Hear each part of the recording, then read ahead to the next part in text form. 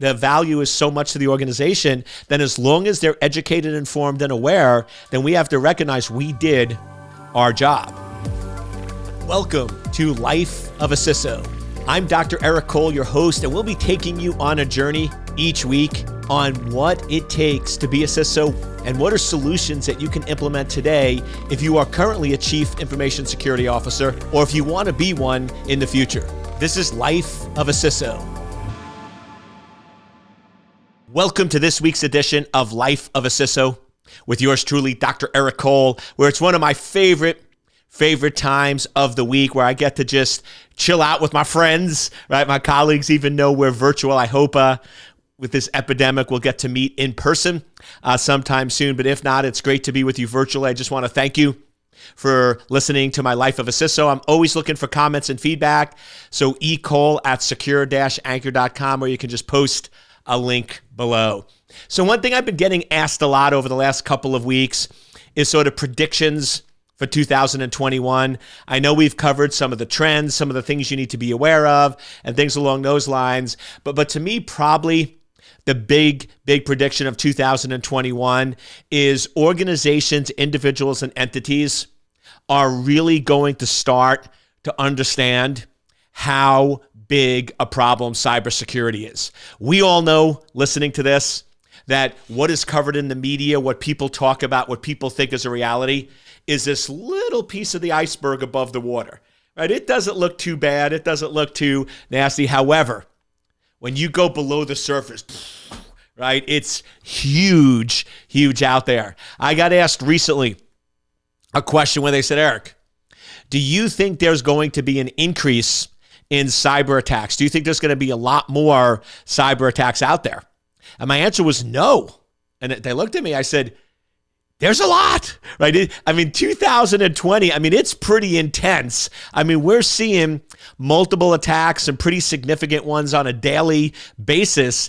Honestly, it really surged in 2020, and I don't think it's going to get a heck of a lot worse. It's one of those things that, like, can it really, right? Can you actually put more water, right, into that basin, right? Probably not. But I think what's going to happen is the visibility is going to be raised. People are going to realize just how bad it really is. And I'm hoping, just with a lot of the craziness and things of 2020, that a lot of that stuff isn't as important, and the media will start giving cybersecurity proper coverage and proper respect. Because guess what?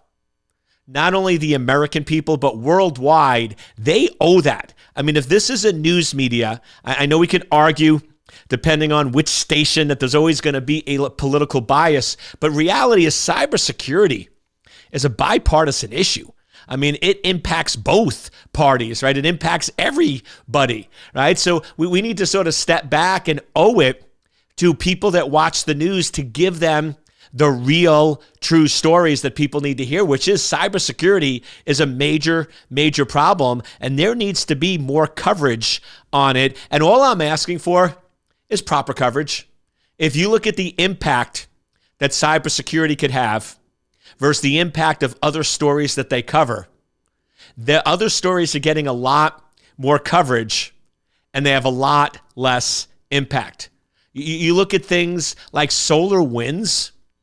That was in and out of the news within 48 hours. And from what I saw, now granted, the timing was either good or bad, right? Depending on which side you're on. I have my own conspiracy theories with some of the companies of how they coincidentally released the breach right in the middle of a election, right in the middle of a second impeachment, right in the middle of all these factors there. So it just sort of coincidentally get blended and ignored, right? So they wouldn't really get the exposure or negative publicity that might have normally happened with some of these companies. Didn't happen because it just didn't get the coverage. Maybe a couple minutes here and there, but then it was all about everything else that's out there. So to me, that's a huge disservice because many people don't really understand how bad this problem is. Cybersecurity, I know I'm biased, but I am a data-driven individual. And if you look at the data, to me, this is one of the biggest problems, not only facing our country, but facing the world. I mean, we have systems that are vulnerable, systems that are exposed, systems that are accessible. And the problem is a lot of government systems, critical infrastructure systems were designed with this concept of an air gap. And an air gap is a separation. If you have an air gap network, there is no connectivity. Zero, that's the definition of an air gap. And then for convenience purposes, entities for business reasons decided that they were now going to connect these systems to the internet, and they were never, ever designed for that purpose. So let's be careful. And one thing I hope in 2021 that we actually use dictionaries, right? To me, it just cracks me up where people take words and give it new meanings that aren't correct. Like I see this all the time. Oh, Eric, we still have an air gap. It's now just connected to the internet. That's not an air gap, right? You can't go in and say that, right? Once you connected it to the internet, you broke the air gap. The air gap no longer exists. So you cannot use the phrase air gap and connect it to the internet, right, in the same sentence, because it's not accurate. It is a false, contradictory statement right out of the gate. But once again, people have read things, and I've seen this with executives, where they go, Eric, I'm told that if we have an air gap, we're protected. They don't understand what it means. So if they're in a meeting where somebody says, like a CIO says, oh, we connected the air gap to the internet, a executive rightfully says, okay, I'm told the air gap is secure, so since we still have an air gap, that must be secure, right? We're misleading and providing false information. So we need to make sure that we're very accurate in what we're saying and describing it in a way so executives can really understand the exposure. Because I'll tell you right now, I've been in these meetings where they said that and executives nodded their head. And I said, time out. I said, just so you know, you have systems that contain critical information, classified information, critical infrastructure that was never designed with security because it was completely and totally isolated. They're now taking these vulnerable systems that haven't been updated, that aren't locked down, that aren't secure, and they're directly connecting them to the internet. Are you sure you want to do that? And they're all like, no, we don't want to do that. That's crazy. And then it's always funny. They look at the original person who made that contradictory statement. They're like, is what Eric's saying is true? And it's funny because this is where some people don't like me. And they start, I'm like, stop. I'm like, with all due respect, it's a yes or no question. Is what I said true? Yes or, because they want to dance around it. My thing is, I don't care per se what an organization decides to do. Because guess what? Executives need to make risk-based decisions all the time. So if they want to accept something that's risky, I am actually okay as long as they're aware of the risk. And that's what I do. And that's, to me, what a true security strategist or chief information security officer focuses on. Make sure that executives that are making decisions understand what's happening and understand the risk that they're accepting. The way that I always lay it out is always cover two questions. Whenever I'm in a meeting where we're talking about security or they're looking for approvals, my goal is two things. Does the decision maker know what the benefit and value is to the organization? Do they understand what the risk and exposure is? And if they decide to move forward, are they doing it with full awareness? Do they fully recognize that, yes, I know this is a risk, I know this is an exposure, but the value and benefit to the organization is so great that I am willing to accept that risk? And if they say yes, I'm happy. Right? I'm totally happy and fine if they have full visibility and awareness. That's okay. And I know that's hard for some security professionals and technical folks, and that's why some technical people don't make good CISOs, because they don't want to accept any risk. They believe that any risk is too great a risk and it should be stopped and not allowed. But that's not how businesses are run.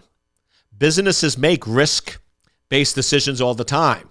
Now, we might want to encourage the executives that they want to put mitigating measures in place, right? That's our expertise. But if they are fully aware of the risk and exposure, and they want to take that risk because the value is so much to the organization, then as long as they're educated, informed, and aware, then we have to recognize we did our job. But also, the big switch that I also believe another 2021 prediction is organizations are going to understand what a CISO really is. A CISO is not an advancement for a technical person. It is not a technical position, and it is not a scapegoat for when a breach happens. Right? Those are all important. Right? In the past, most of the organizations I work with, the CISO was basically a technical role that nobody really talked to or understood. And it was really there. So when a breach happened, they had somebody to fire. They had somebody to say, we had somebody responsible for security. They didn't do their job. They're bye-bye. Couple of problems. One, board of directors are wising up to that. They're recognizing, no, that's not going to work. And we've seen more and more cases where organizations have had major breaches. The executive team fires the CISO, and the board of director comes back and says, no, Mr.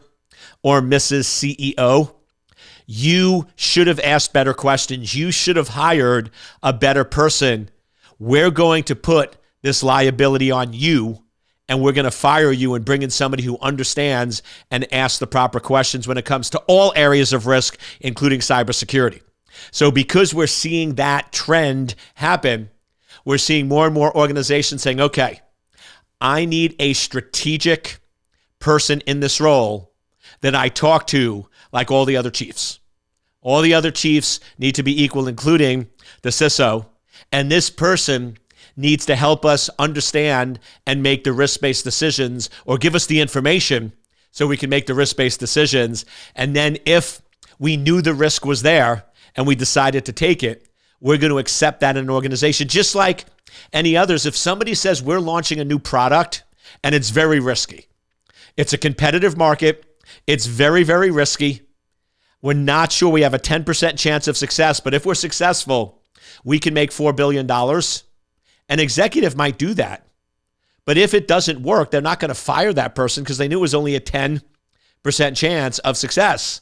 The problem is CISOs are not providing that data, right? We need to provide what is the risk, likelihood of occurrence, cost of it occurs, and cost to fix it. I mean, to me, I drill down when I train CISOs, when you're briefing executives, when you're having conversations with executives, there's 4 things.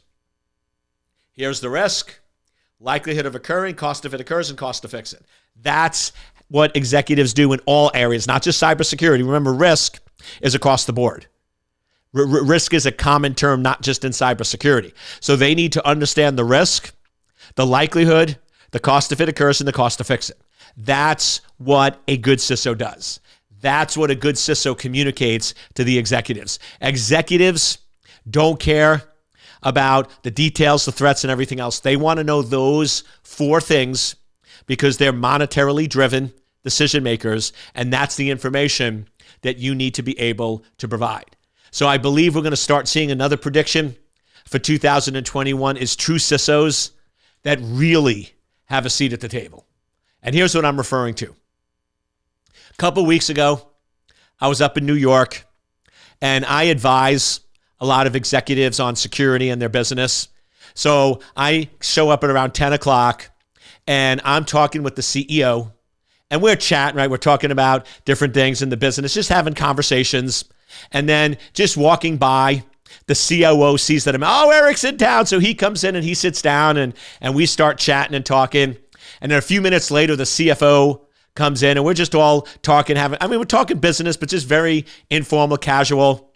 And then they're like, hey, Eric, you want to go to lunch? Sure. We all go to lunch, and we keep talking and have the business discussions. And then I kid you not, we're back in the office, and I believe it was the COO.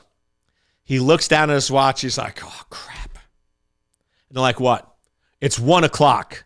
And they were like, oh. I'm like, what's 1 o'clock? Oh, this is our monthly meeting with the CISO. And you could just see like they're all dreading it.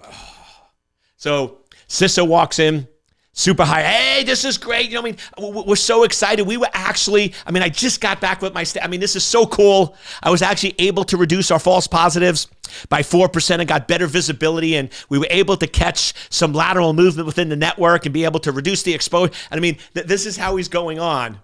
And essentially they're all like, right, on their, it's total disconnect. And then the CISO leaves and they're all like, oh, thank God that's over. And then they go back to sort of the informal discussion. Unfortunately, right, that's how it is. The CISO is not a chief like all the others. When you have a core set of chiefs, the chief executive officer, the chief operating officer, the chief financial officer, the chief information security officer, they should all be at an equal level.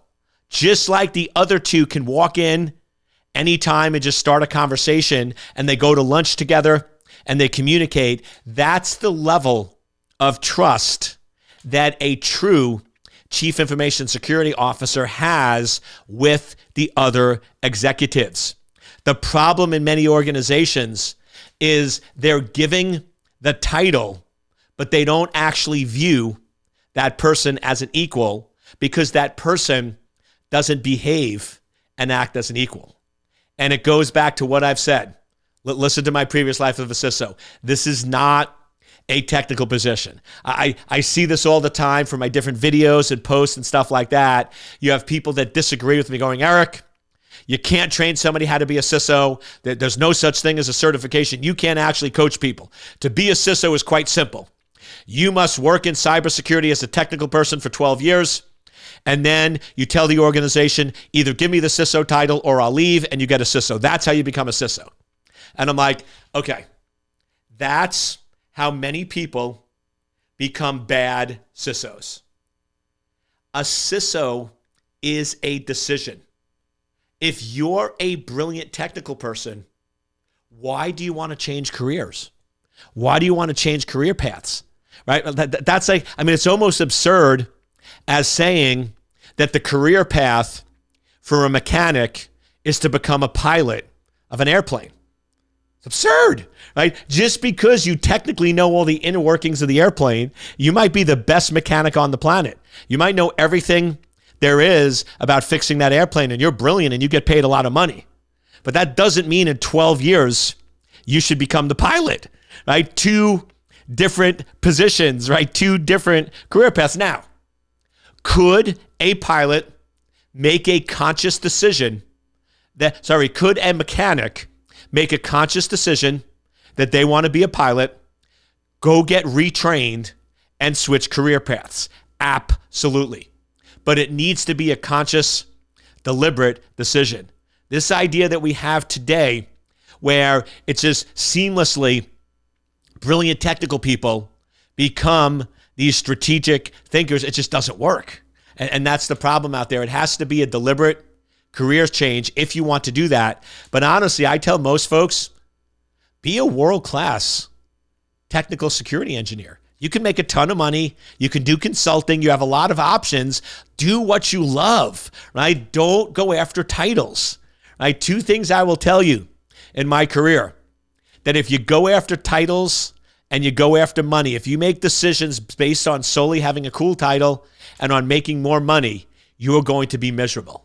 But if you focus on what you love to do, your purpose, your true purpose, you'll get all the recognition, you'll get all the money, and you'll get all the titles that you want. But it's focusing on being the best at your given abilities and not trying to chase random things like money or titles. And I believe, like I said, that organizations are starting to wise up, and they're going to be much more careful on who they pick and who they hire. And that's why I'm trying to help both organizations and individuals of really focusing on CISO certification, what that means, what is a CISO, and really spreading the word, because that's going to help you, that's going to help organizations, and that's going to help us all properly protect and secure the organization. So to me, finishing up my 2021 predictions, like I said, if you look at the last couple of administrations, cybersecurity has always been the top three. The problem is it's never won. And the number one items were huge, right? So it never got the focus or attention that it needs. And I believe it'll take a couple of months, but I believe we're going to get into 2021, right? With the epidemic, we're going to get under control. We're going to get a lot of those other things, and we're going to start getting that visibility. And as a nation and even as a world, you're going to start seeing cybersecurity as the top priority. It's going to get the attention it deserves. And then in the United States specifically, and I know we have a worldwide audience, but it's still important information to you, I believe the United States is going to pass two key pieces of legislation. One, they're finally going to have a federal data protection law. And I know those of you in other countries don't realize that. We don't, right? GDPR, right, is the European Union, right? Other countries have federal laws on data protection. The United States right now, most companies are utilizing the California, because that's sort of the superset of all the different states out there, but that is not a federal, that's a state-based regulation. The United States, I know, it's crazy, in the year 2021 does not have a federal data protection law that's universal and equivalent to GDPR. That needs to happen. I'm hoping that we actually come up with or adopt something very similar, or GDPR, because how great would that be if the whole world or a large percent all followed the same data regulation, right? Companies would love it, right? Individuals, I mean, that's really where we need to be. Remember, physical boundaries make sense in a physical world. In cyberspace, there's really not this concept of countries and physical boundaries. When you go in the real world, if you want to travel in and out of a country, you are fully aware. You're going through customs and immigration. You have to show your passport. You have to get stamped. You have to go through all those things. It is obvious that you are leaving one country and entering a new one. Cyberspace, there aren't those boundaries. I can access servers anywhere in the world, and there's no passports. There's none of those factors in place. So we have to recognize that in cyberspace, in the digital world, we are one world. It's not different countries. So it would be awesome if we could go in and just accept or adopt a GDPR. So now companies that operate in Europe, operate in the United States and other areas all have a single data privacy. That would be an amazing thing. The other big piece of legislation is data liability for companies that are just not implementing proper security. I'll be honest with you. With the SolarWinds that happened a couple months ago and some of the companies that came out and were breached, saying I was disappointed is probably an understatement. And I was disappointed in two things. One, immediately, they wanted to pass blame. And just boggles my mind. So as soon as it happened, they came out and they said, listen very carefully. It was an advanced nation state attack that we wouldn't have been able to protect or defend against. However, we're still investigating it, and we don't know how they got in. We don't know what caused it. We don't know the source. We don't know the issue. We don't know any of those other details. Wait a second. If you don't know all the details of the attack, how do you know it was nation state? And if you don't know how they broke in and how they compromised the organization, how do you know that you couldn't have prevented it? How do you know you couldn't have actually taken action to defend against it? So to me, That's a very dangerous trend where we want to go in and say, oh, nation state, not our problem, not our problem. Remember, to me, even nation state attacks do low sophistication methods of breaking in. I've seen nation state attacks that find visible servers on the internet that are missing patches that contain critical data that's not encrypted. Nation state attack, you're telling me that you couldn't have prevented that? Of course you could have. So we need to remember that you can't prevent all attacks, but we can prevent many. And we need to stop blaming before we have all the data. Now, maybe it was advanced, maybe it wasn't. Maybe we could have gone in and prevented it. But to me, we're now in this game where we just want to do attribution and blame somebody else as opposed to accepting the responsibility for fixing it and doing that. So that was the first disappointment, where in the same sentence it was nation state attack, not our fault, but we have no idea what happened. Come on. All right, so second thing that bothered me, and it goes back to that attribution piece, is a lot of these companies went out immediately to Congress saying, you need to pass laws to hold these companies liable. We need to go in, and if these countries need to be held liable, and if these countries are going to break in to our organization, we need to go in and do sanctions, we need to do this, we need to do that, and all these other things. I'm like, wait a second. Where's your liability? Why aren't you doing the right thing, which is going to Congress and saying, listen, we need to have a minimal base level of security. If organizations have servers that are unpatched, visible from the internet for more than 60 days, and they have data on it that's sensitive, that's not encrypted, they should be liable. If I go 80 miles an hour in a 55, I'm liable, right? So we need to go in and start putting a standard in place of what is proper, acceptable security, and we need to start holding companies liable for doing that. This idea that when a breach happens, we're going to blame somebody else, say it's not our fault, and then tell Congress that we're going to go in and do sanctions against them because they shouldn't have done that, to me is not the right approach. Let's figure out what happened. Let's get the details. And if you didn't do what you were supposed to, my bet is it's going to turn out there were unpatched servers and there were things that weren't done correctly. And these companies need to be held liable and responsible for implementing proper security measures in place. So to me as a CISO, make sure that if you want to become a CISO, you understand that role. There's going to be a huge, huge need, but we need true leaders that say what need to be said. Like I just said, I know I've pissed off some of my friends. I pissed off some colleagues. They get mad at me when I say that, but they know and I know that it's the truth. If you don't know all the details, we can't say it's not our fault. And we need to have some responsibility. If you're an organization that protects and secure data, there needs to be laws. Now, I do agree that it's not fair right now today because there is no law. So you can't hold companies liable when they don't know what it is. But that's why the two big things, Congress, if you're listening, right? If anyone in Congress listens to my life of a CISO, first, thank you. And thank you for your service. But second, two laws, right? We need a federal level data protection and we need a liability clause for these companies to step up and protect our data and information. I'd love to hear from you. Please email me, ecall@secure-anchor.com. We launched, I'll talk about it in the next episode, my CISO cert, where we're going to go in and do a knowledge transfer.